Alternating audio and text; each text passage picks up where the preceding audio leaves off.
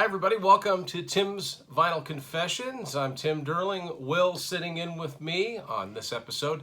And on this episode, we're going to review the latest Night Ranger album, ATBPO. Still having a hard time remembering the order of those letters.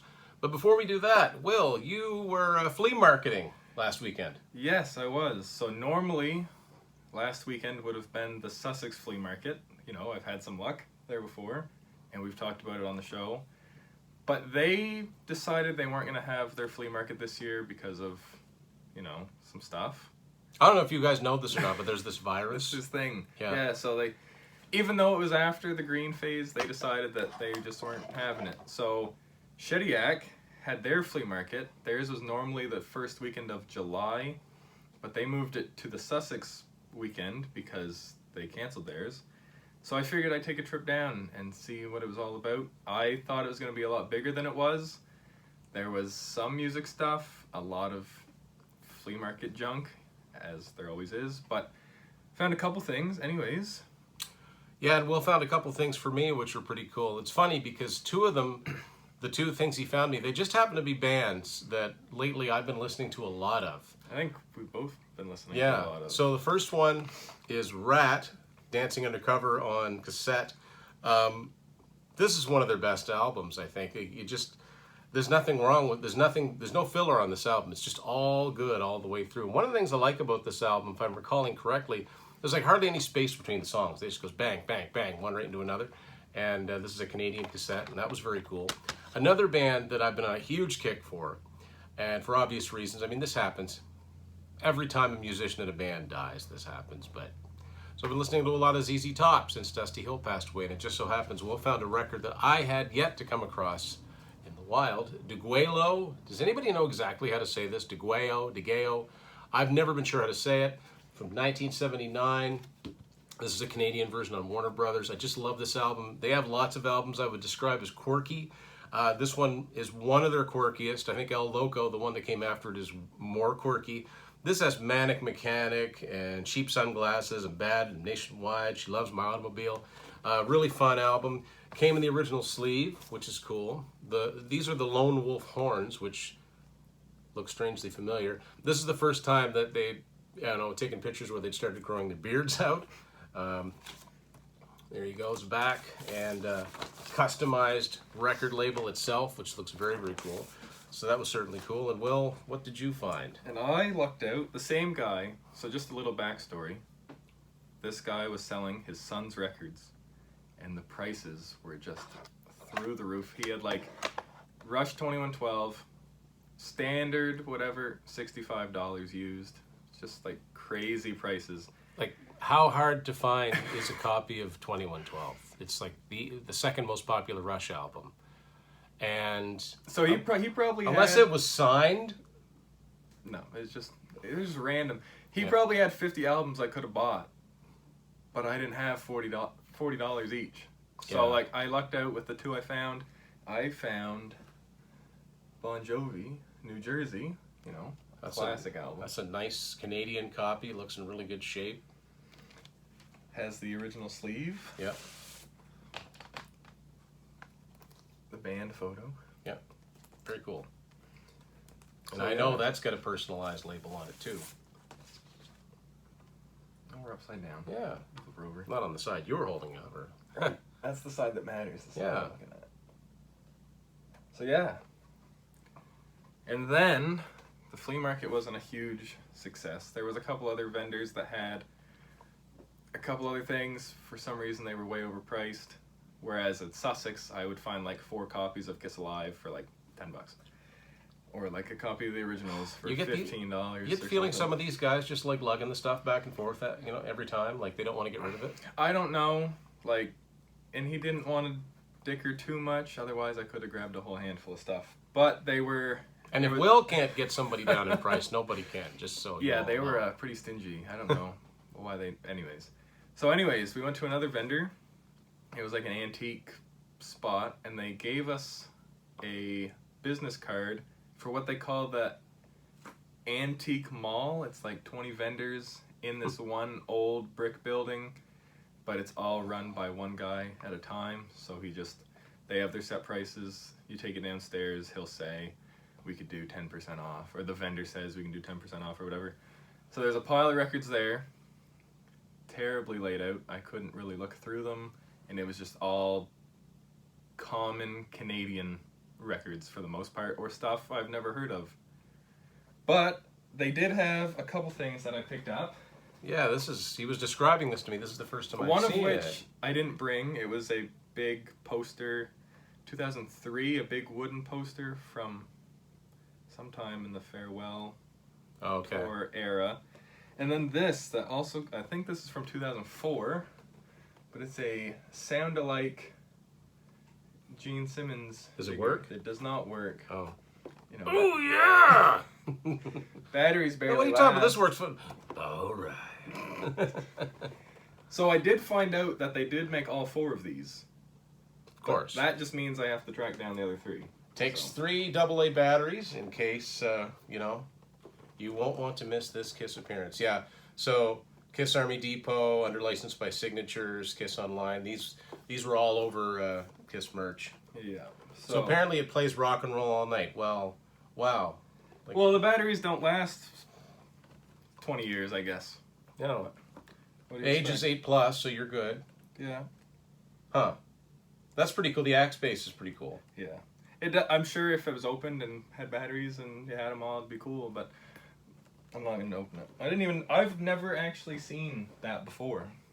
Like Which is, that. considering the KISS stuff that Will has, well, we got to do an episode showing off your KISS stuff at some point. That's Yeah, one down. maybe the if road. I have it set up in a nice area in another couple years. Maybe someday. If it looks like we're glistening, it's because it's like 33 degrees Celsius. I don't know what that is in Fahrenheit, but it's, A lot. the walked off the surface of the sun. It is so hot. Anyway, so that was cool. I mean, it's better to come with something than come away empty-handed, and I was very happy with those couple of things that Will found. So the other thing we're here to do is review the latest album from a band we're both into, Night Ranger. This is their latest, just came out not too long ago, ATBPO, which stands for And the Band Played On, which is, kind of the theme of things. This is their first new album in 4 years since Don't Let Up, which I actually listened to today, and that was better than I remembered it. Night Ranger really haven't done a bad album. I mean, they've always been pretty consistent, but for me, it's really tough because they broke up for a while. Of course, Jack Blades did Damn Yankees, and then they came back together and started doing albums on a semi-regular basis again. But it's hard to top, Dawn Patrol, Midnight Madness, Seven Wishes. Those albums are just such a part of the 80s and just such great melodic rock albums. But they've never really done a stinker of an album. Like their last few, this is on Frontiers Records, and it's the same lineup that has been for the last, I don't know how many years, so it's still the main guys of Jack Blades on bass and vocals, Kelly Keagy on drums and vocals, Brad Gillis on guitar, and they've got Kerry Kelly on second guitar and Eric Levy on keyboards. So it's got a road case on it, and there's the title spelled out, photo of the band. Of course, it's got all the lyrics in it. Will, I think we both listened to this quite a few times. What do you think of this one? For somebody who's gotten into Night Ranger somewhat recently, and by that I mean probably 2 years-ish, I haven't heard all of their most recent stuff, but from this album I really enjoyed it. Right from the first single they released, watching the video for that, I liked the single. I found it interesting. They were playing old Sabian cymbals, which I am working there right now, so that was fun to see. And I just listened to it. It would have been last week for the first time the whole way through, and loved it right from the start. Yeah, Kelly Keagy is a long time. I don't think he played Sabians back in the 80s. I think he might have played Paiste or Paste or whatever they're called, but maybe Zildjians. But he switched to Sabian at a certain point. And Jack and Kelly, I've never seen them in concert. They've never come around here. I've always wanted to. I would have loved to have seen that show where it was, I'm trying to think what the lineup was. I think it was it 38 Special, Night Ranger, and Journey? Anyway, it was a really good triple bill. And anyway, as far as on record, Jack Blades sounds the same as he ever did, and Kelly sounds pretty good. They've kept themselves in pretty good shape vocally. I think one of the things that's about this band is that neither of those guys were known for hitting like super, super high, Yeah, the you know, voice killer notes. Paul Stanley, Steve Perry, David Coverdale. So therefore, they've never, you know, run their voices so ragged that they can't sing the classic stuff the way people remember it. And so they sound pretty good. Yeah, Breakout's the first single. Great tune, great rockin' tune. You know, there's always melodic stuff. There's a nice ballad on here called Can't Afford a Hero.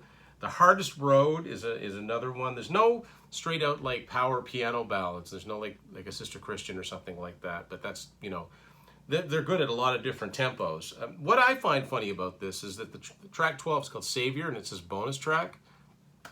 This is the standard version. Where's the version that doesn't have the song on it? Like Every other version. The idea of the bonus track, I think, is sort of it's sort of an old, outdated concept, because normally, you know, I don't know what it started back when CDs first came out. They were trying to promote CDs, so they put a song on the CD that wasn't on the record or the cassette.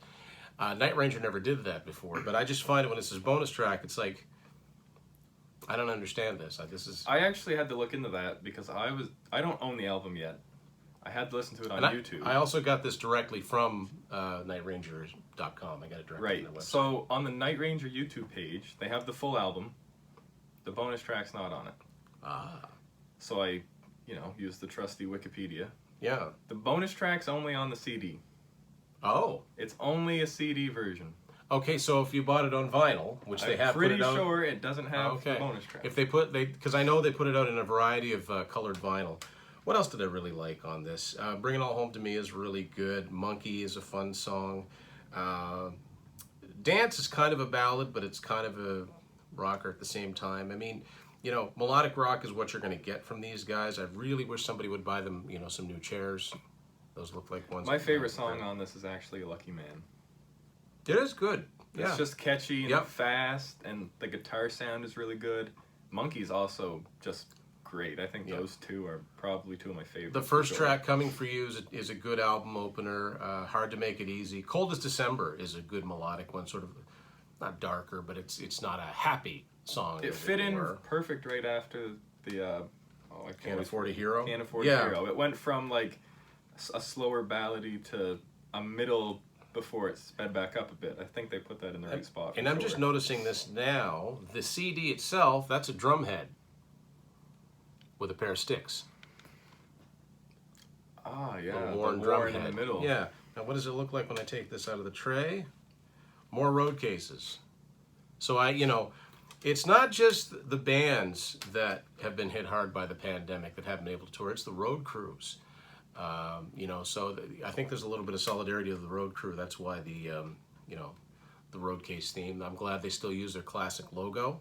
That's one of the coolest logos.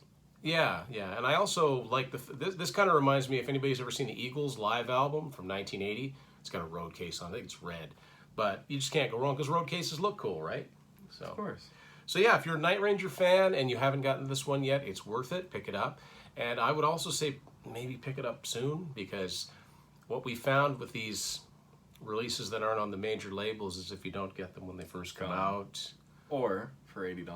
The prices go through the roof, or they just become unavailable. So, yeah, as a new, you know, relatively newly minted Night Ranger fan, and someone that's been a fan of theirs from way back in the day, we both recommend Night Rangers. ATBPO. Any Night Ranger fans out there, holler at us.